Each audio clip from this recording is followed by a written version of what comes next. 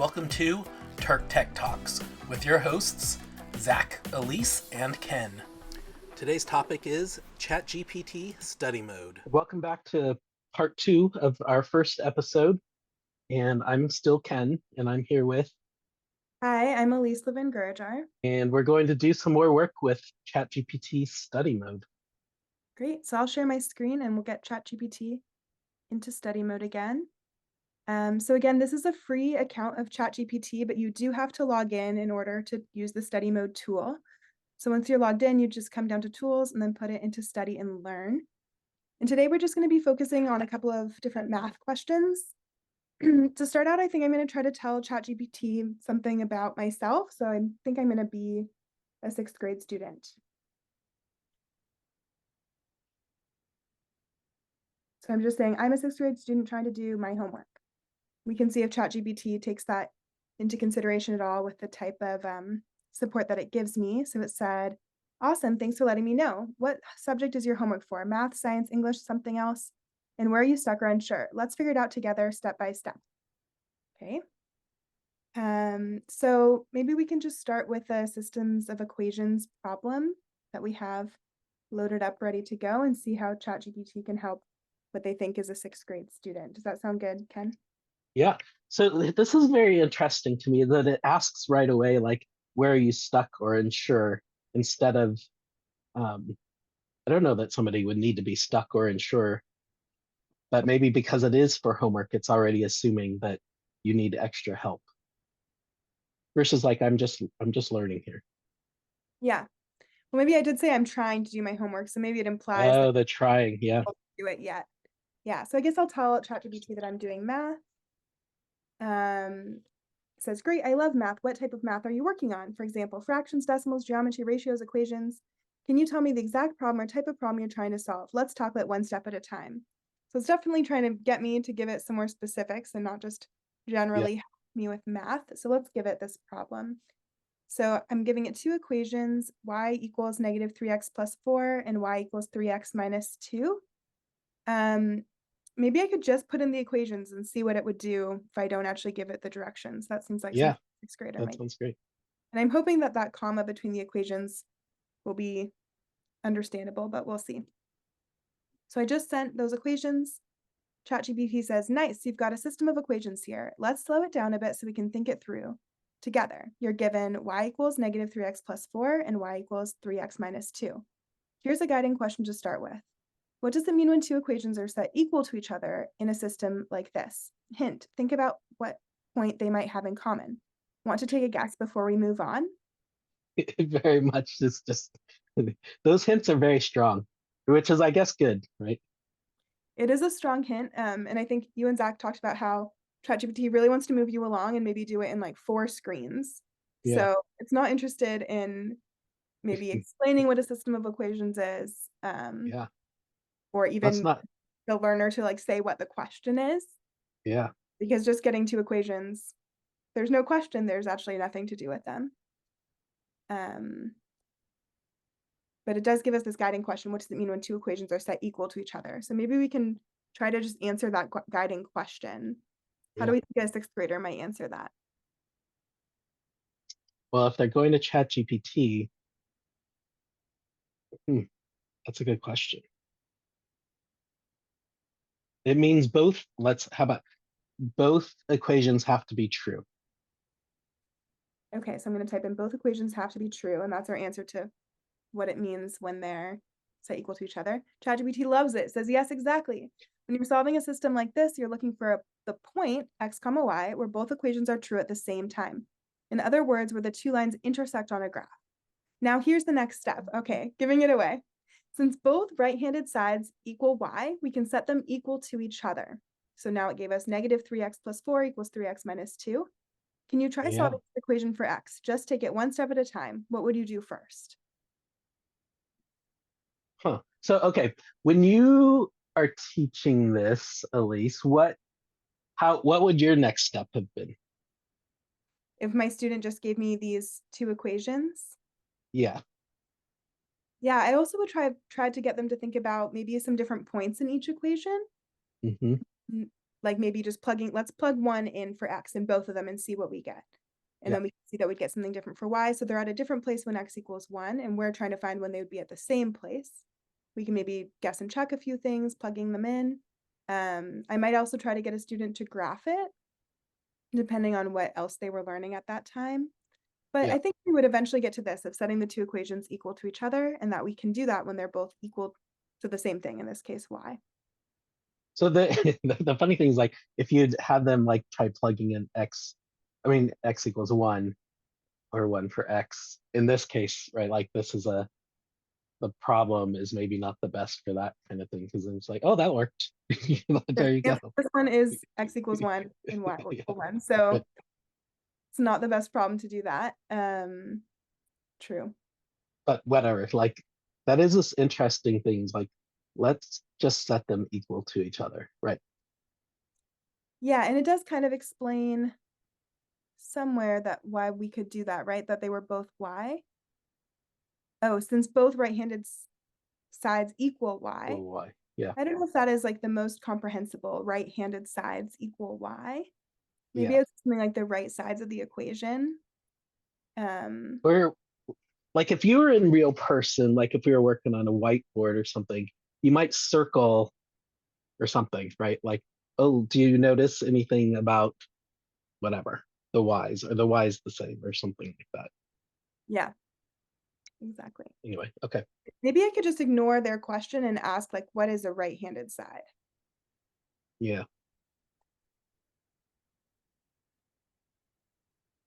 I could just see a student like going off like, well, I'm right-handed. I don't, what are we? Yeah, right-handed is a little bit strange. So they gave a very long explanation here. It says, great question.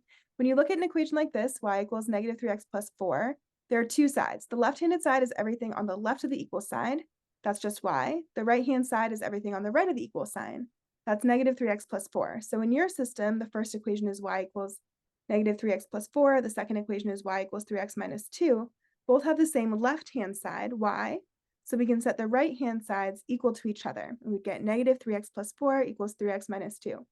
Want to try solving that now? What would you do to get x by itself? Okay, so I really like that they explained what the right and left mean in the context of this problem, so not just devoid of the context that we're working on, but they brought us back. They're definitely trying to get us to do those steps, right? Like it's anxious for us to solve it within 4 back and forth. I love that it's like, don't forget, we're solving this problem here. Yeah, Get back do to you want the to find out? So I wonder how I can kind of show what my step would be. If I was doing Mhm. this with a student, I would have them like write under Yeah. this exactly what they're doing, and that's a little bit hard when I'm just doing a text back and forth. Um, but maybe I can just say add 3x on both sides. Mhm. Okay, it says perfect start. Let's do that. So we have our equations again set equal to each other. Negative 3x plus 4 equals 3x minus 2. Add 3x on both sides, and we get 4 equals 6x minus 2. Nice work. Now, next move. What would you do to both sides to get rid of that negative 2 on the right side? Okay. Interesting. So I think that this is a little bit, could be a little bit mystifying to students, going from the equations set equal to each other to then having the 3x added on both sides. And if I was teaching it in person or over Zoom, I would actually have written out the plus 3x on both sides so you can see the actual step taking place. Yeah. But I don't think it really has the capability to show that. And then it's already, even though I got this step right, it's already giving me like a big hint Mhm. Mhm. on the next step. So that's That whole like knowing that, and that's like one big drawback, right, versus actual humans, where I think is that it doesn't know when not to give a hint. It seems it's like it's always going to give a hint, maybe. right. Right. Even if it's following on a step that I did right. Yeah. So now I wonder what would happen if I don't take this hint and don't work on getting rid of the negative 2 on the right side, but instead I decide that I want the left side to be 0. So maybe I'll just try Hmm. subtracting 4 on both sides. Okay. And this isn't technically wrong to do. Like I can add or I can subtract 4 on both sides of the equation. It just isn't actually moving me towards a solution. So I'm curious what it'll say. Okay, it says close. You're thinking in the right direction, but double check the equation again. 4 equals 6x minus 2. We want to get 6x by itself, so we need to get rid of the negative 2 on the right side. What would you add or subtract to get rid of the negative 2 on the right? So it won't let me, even though that's a totally true math Valid. do. Huh. And I have students do that all the time. And if I'm working with a student, I let them subtract that 4 on both sides. We'll still get to the answer. And then later I might Right, point out right. that they didn't need to do that step, right? And I'm like, Yeah, right. made Like a it was just an myself. extra step. You didn't, yeah.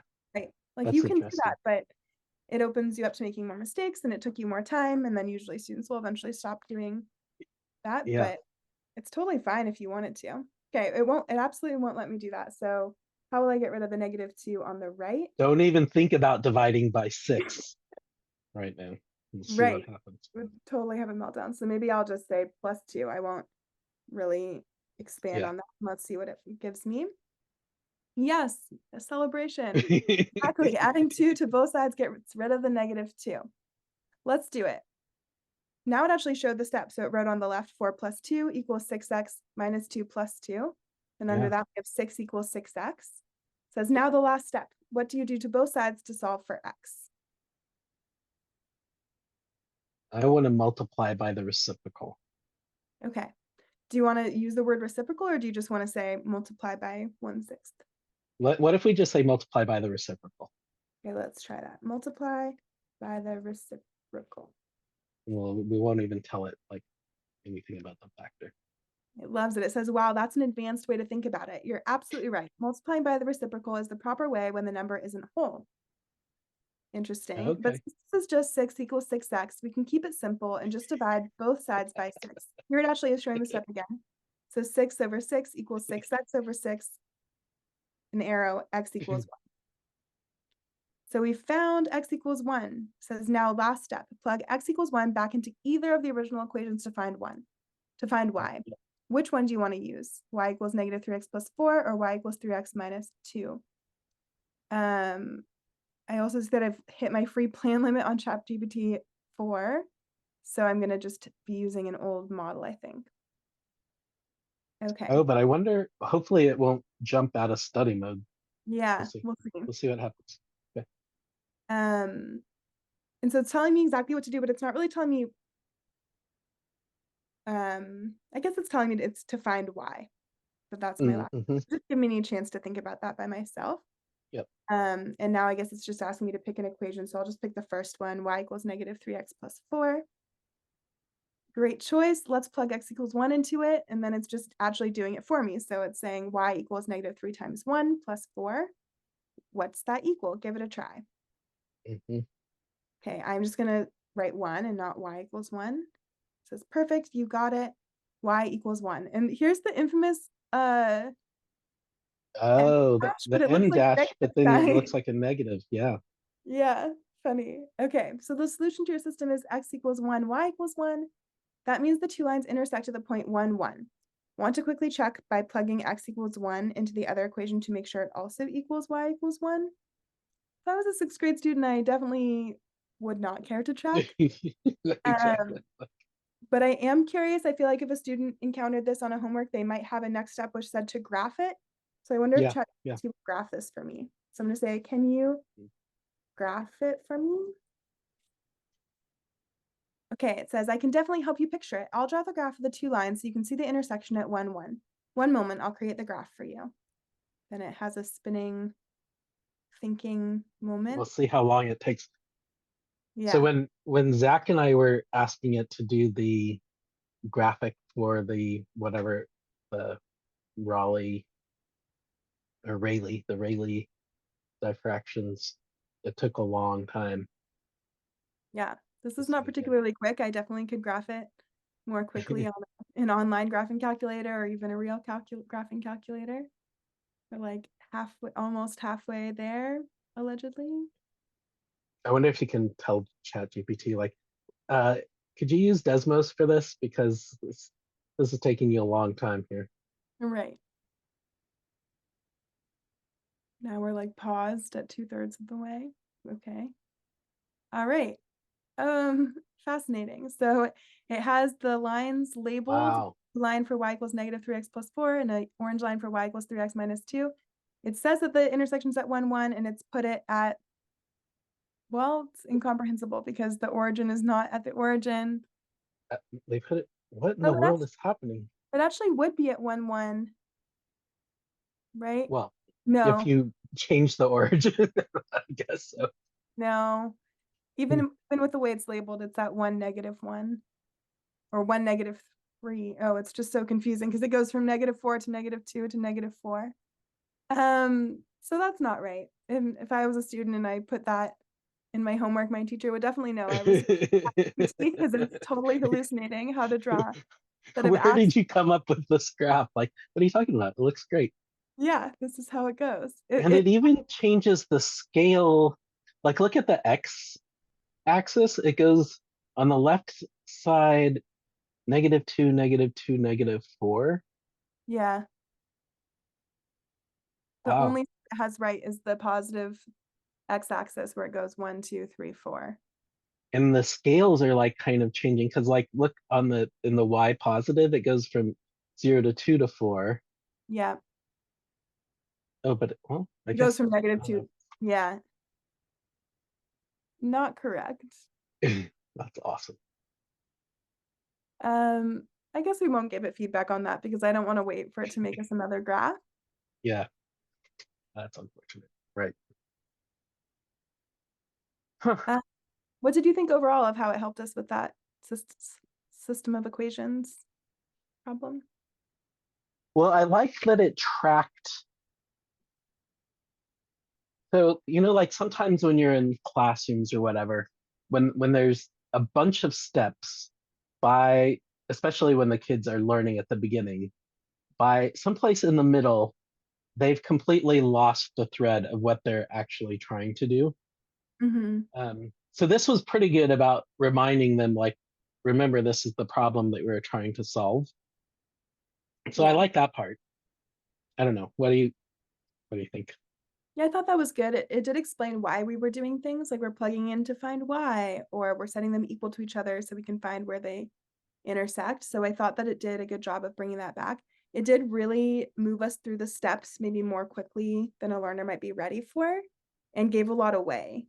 So there Yeah. wasn't a lot of room for me to like make mistakes, or it wouldn't even let me do some things in a different way when I tried to bring everything onto the right side or when we tried to multiply by the reciprocal. It wouldn't let us do things that were totally math legal to do, but just not the most Yeah. efficient way to solve the problem. So that's kind of curious to me.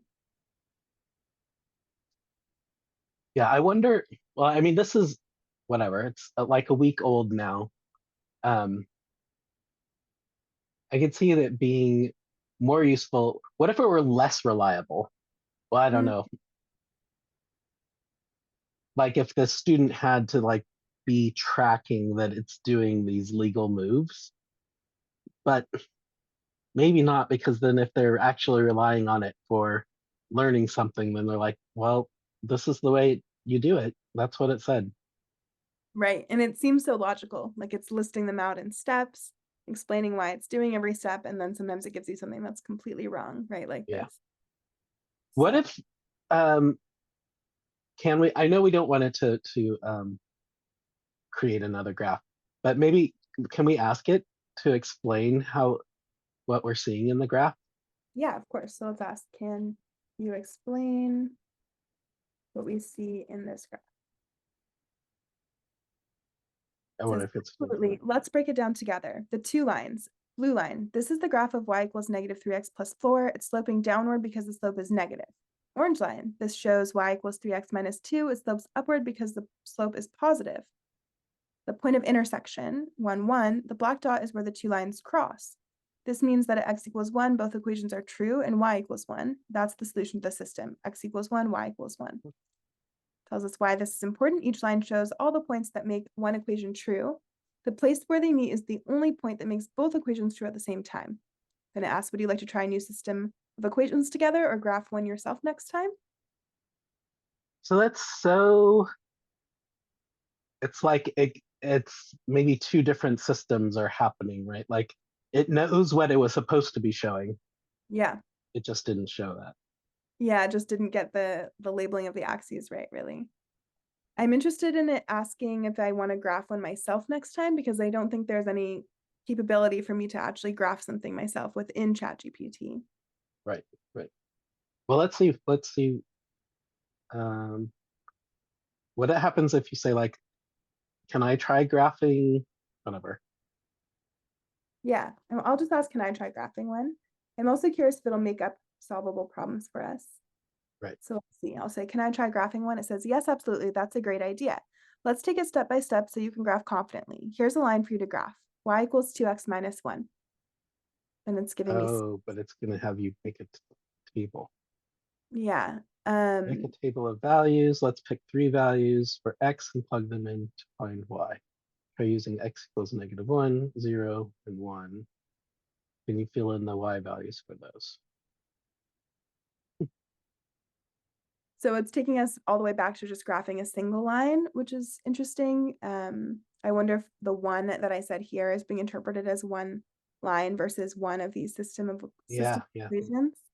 And then I also noticed like it's asking me to find these y values, but it would be really helpful if this was a table that I could enter my answers Fill into. in. Yep. I wonder if I just put the answers in a list, if it'll get that. So Yeah, let's try. -1 would be -3, -1, and 1.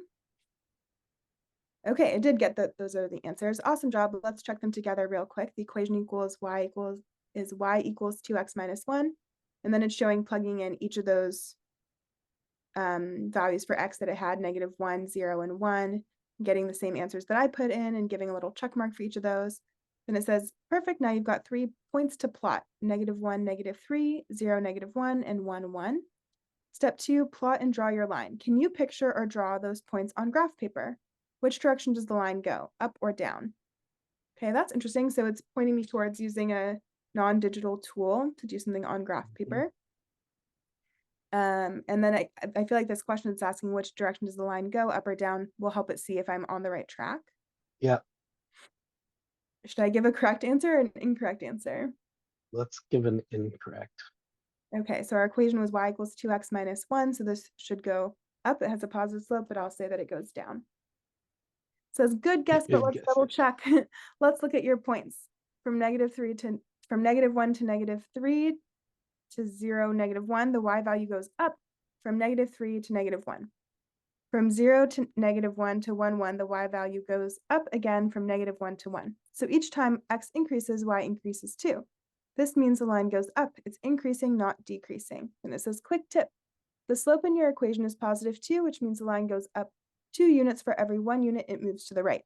Would you like to try graphing a slope that goes down next? Okay.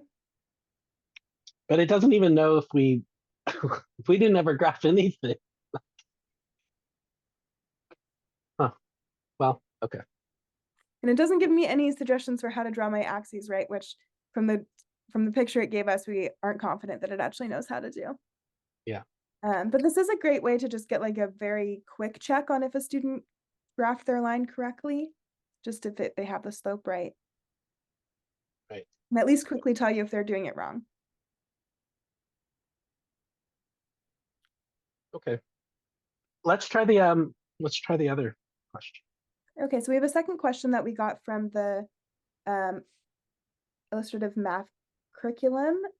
This is from a grade 8, unit 4, lesson 7. So the unit is linear equations and linear systems. And this is one of their kind of extension questions.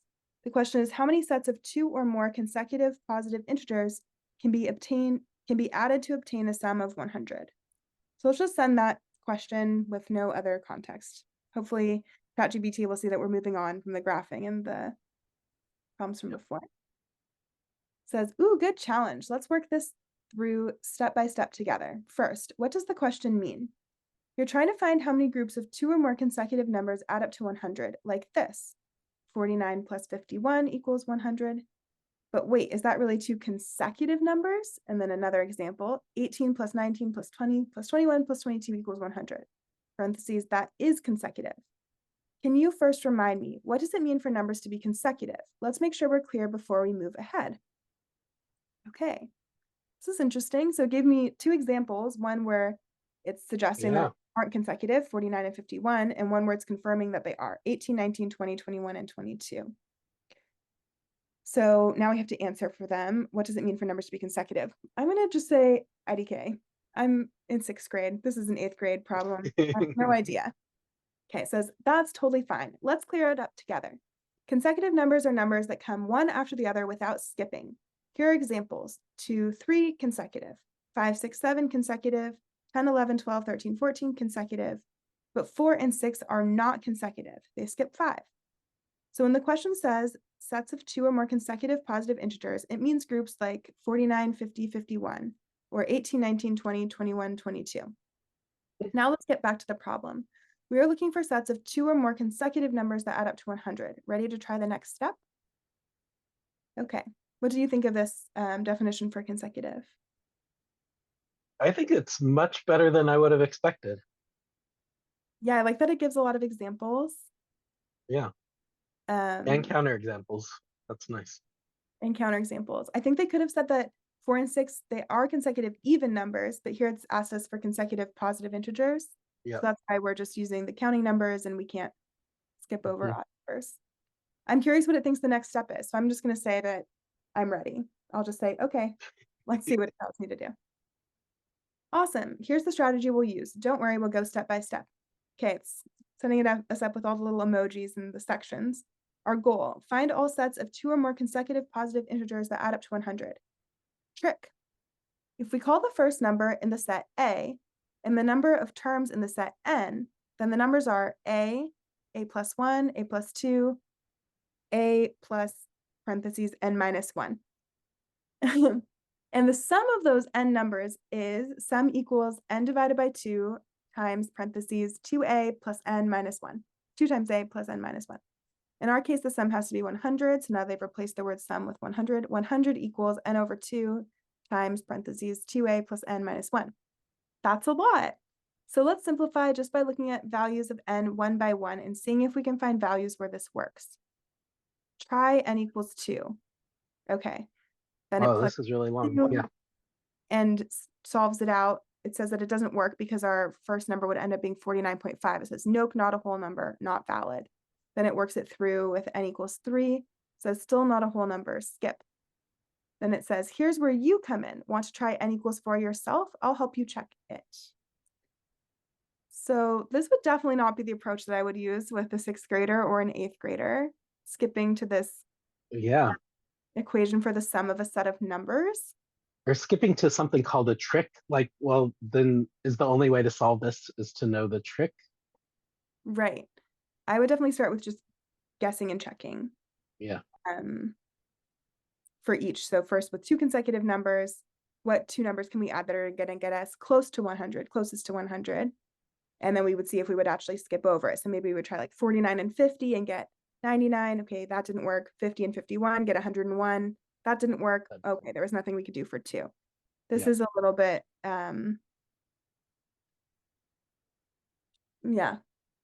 would be very challenging for a 6th or 8th grader, I think. This is a very symbols manipulation forward approach. So I think as a 6th grader, I'm just gonna say I don't get it. Yeah, let's see if it can simplify. It says, that's okay, this part is tricky. Let's simplify it a lot. Let's just try out sets of consecutive numbers and see if they add up to 100. No formulas for now, just testing. So this is exactly what I just mentioned. It says, let's start small. Try 2 numbers. 49 plus 50 equals 99, x. 50 plus 51 equals 101, x. Too close doesn't work. I don't really know what too close means. The numbers are all going to be the same closeness. They have to be 1 apart, but that's okay. Try 3 numbers, it says.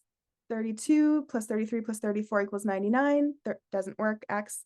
33 plus 34 plus 35 equals 102, x. Says still too close. I think it would be great if it would explain that we're skipping over 100. That's why we're doing something that's just a bit low and just a little bit above. Then they tried 4 numbers. 24 plus 25 plus 26 plus 27 is 102. and 23 plus 24 plus 25 plus 26 is 98. It says getting close again. Okay, this word close is not being used correctly here, but that's okay. Now it's letting us try. It says, now let's try 5 numbers. Can you try this one for me? What is 18 plus 19 plus 20 plus 21 plus 22? You add them and I'll check your work.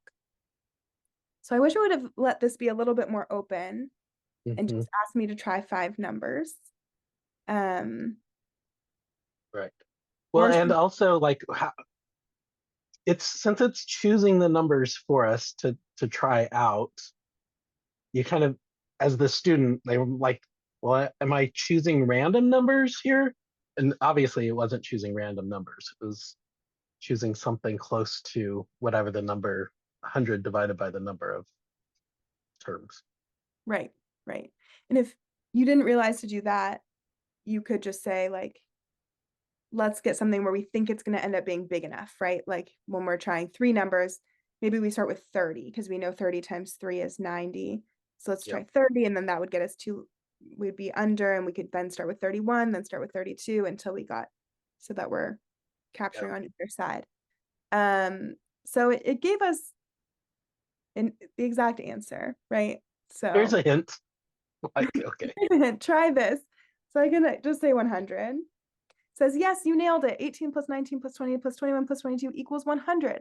So that's one valid set of consecutive numbers, set 1, and then it put it in set notation and listed those numbers.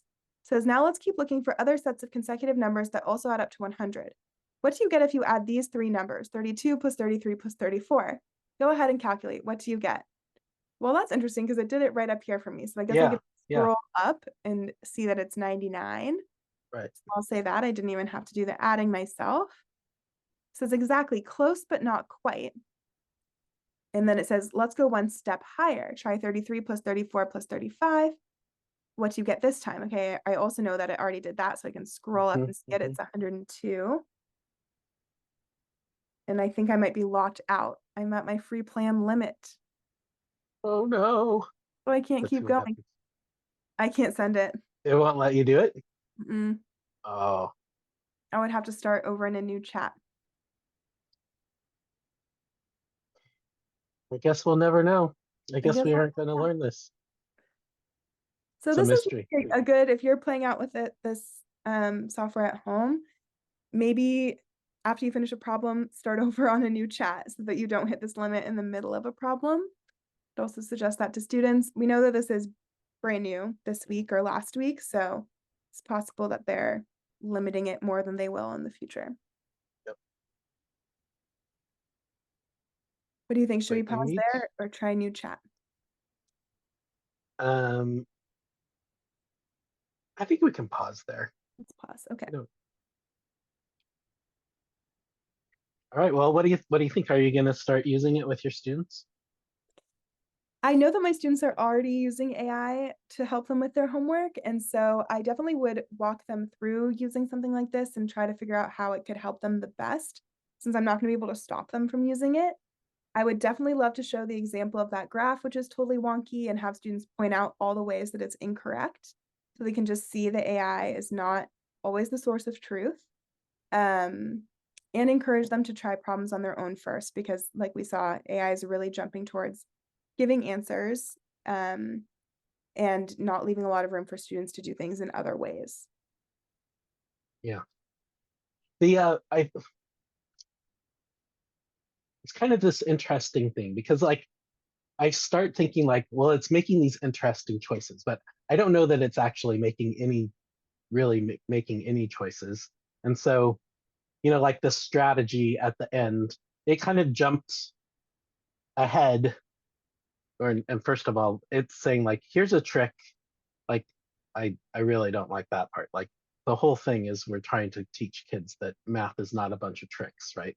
So like saying like, here's a trick. Like, well, are they going to be looking for these tricks to solve these problems? Like if it's on some huge test where you're doing 200 problems in an hour, okay, maybe the trick is going to be helpful. But if you're trying to do these finding these consecutive numbers on your homework, which maybe that's not the time to be using a trick. Right. So And that was actually like a very involved formula that the students are unlikely to have seen before. If I wanted to give students a trick, like they were really stuck, I would suggest that they divide 100 by the number of numbers they were going to do. So if it was 5, we would divide 100 by 5, get 20, and say, why don't you use that as like your starting number or your last yeah, number? So we're getting close, because if students like start at 1 plus 2 plus 2, 3 plus 4 plus 5, it'd be very discouraging and take a very long time to do this problem. yeah. So um, yeah, I'm interested to see, like, if you're a parent, maybe you'd be like, okay, well, if you're going to use ChatGPT, please put it on study mode. Yeah. And at least you're kind of going through steps, I guess. Yeah, and I can say things like, "I don't know," or "I don't get it," and it when I asked about graphing, it, like, really started to break down graphing, Yeah. in a very basic way, so that could be helpful. I also noticed that it was a lot of reading. You were reading it out loud, and so it took a long time, and I can imagine if I was a young student, that I wouldn't wanna read so much while I'm trying to do my math homework. Yeah. Yeah. And well, I wonder if it, well, at some point, maybe we'll test it to see if the reading level, like in those, I'm a sixth grade student, was it putting out sixth grade reading level text? Yeah, it's a good question. I don't know. But then when we say things like reciprocal, then maybe it's like, well, I know you're not actually a sixth grade student, you're just pretending to be one. So Right. okay, well, I think this was a great start. Yeah, I'm I mean, excited. for a week old mentor or a week old tutor, it's pretty good. Yeah. Like, well, we'll see. So, definitely an improvement, I think, over just the basic mode, so excited to Yeah. see where it goes from here. It's time for TERC Tech Talks Top 3 Takeaways. What do you think, Elise? What kind of takeaways do you have? Great. Well, the first one is about multiple representations. This is really important for students who are learning math. When they're in study mode, we can assume students are needing to learn something. ChatGPT Study Mode really excelled at the symbolic representations, but definitely not when we tried to look at it as a graph. We have the screenshot of that over here.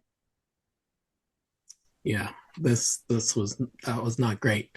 The other thing that we found was that the preferred solution, it was really trying to push you back to its identified solution. It was a GPS on steroids. It's like return to this route, and it didn't like when we were off of that. Right. Even when we did things that were totally mathematically fine, it would still direct us back to doing it in the way that it had already identified to do. And I think that seems like it would be nice if it would let you, or if you could just tell it, can we please just, it's nice. Math, if you play with math, it's much more enjoyable. So it'd be nice that you could kind of set it to like, hey, let's do an explore mode or something. Right. Even if it's going to take a little bit longer, maybe it's a way that a student's more comfortable with or something they've tried before, and then they can connect it later on to the more efficient method. And finally, just be careful of any graphs that it creates. Yeah. You could use this with students to have them identify everything that's wrong with this graph. That could be a fun activity, but you definitely wouldn't want students to just take these as wholesale true information. Yeah. All right. Well, that's it for ChatGPT Study Mode, episode B. Great. All right. Bye. Perfect.